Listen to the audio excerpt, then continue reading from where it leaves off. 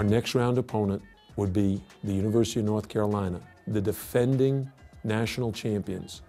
The Tar Heels were top 10 in the country with Tyler Hansborough, the freshman of the year, as their leading scorer and go-to guy.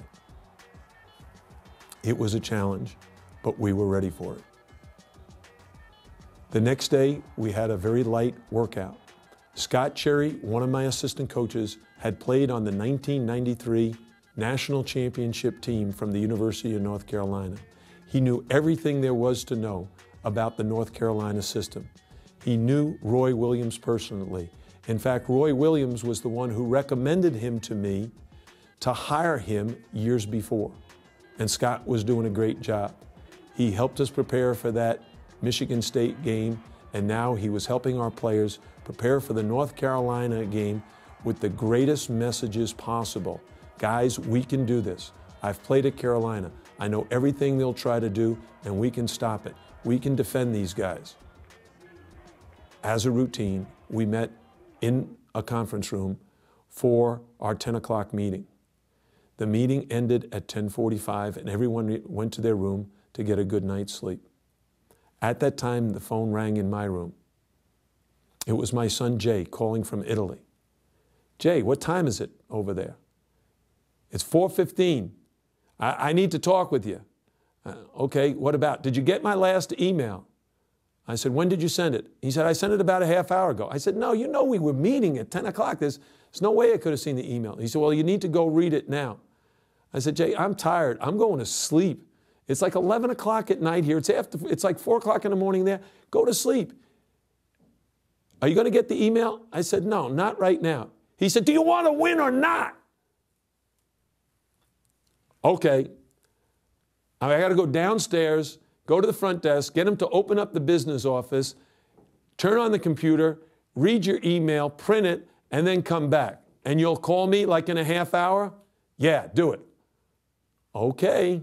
One of the things Jay said was so important to our performance the next day.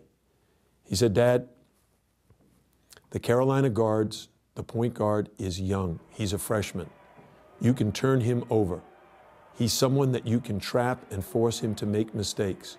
Every statistic Carolina has is so strong except one category. They turn the ball over. You're going to have to use that information to your benefit. But don't go to the press, don't go to the scramble in the first half. I said, why not? He said, because Roy Williams is a great coach. He'll make the adjustments at halftime and have time to recover. Do it after the half when he only has a 2-minute timeout to get his message across. That's too little time to get everybody on the same page for sure. The next day, we went out and played the University of North Carolina. At the first time out, we trailed 16-2. What do you say to your team when you trail the national champions in the NCAA tournament 16-2? Well, this is exactly what I said to them. Fellas, look me right in the eye. We got these guys right where we want them. And they looked at me and said, we do? I said, yeah. Look down there. Look at their bench.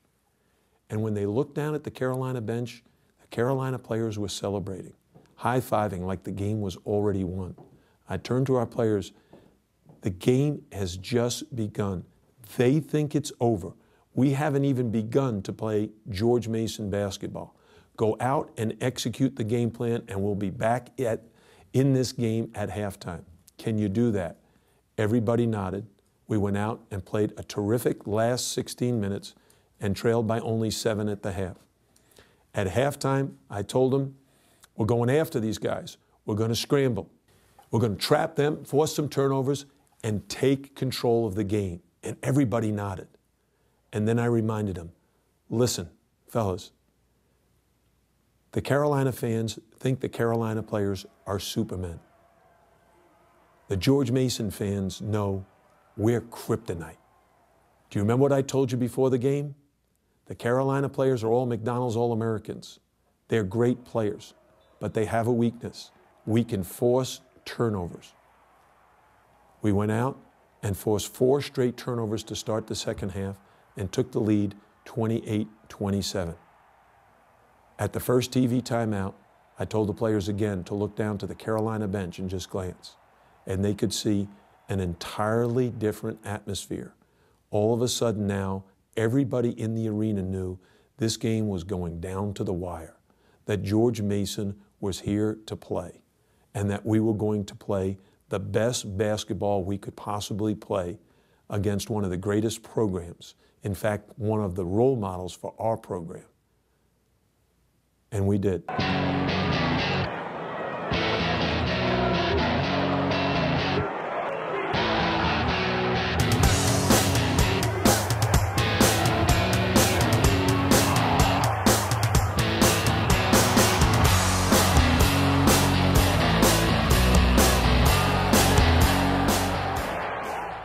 And George Mason beat the defending champions 65-60 and moved on to the Sweet 16.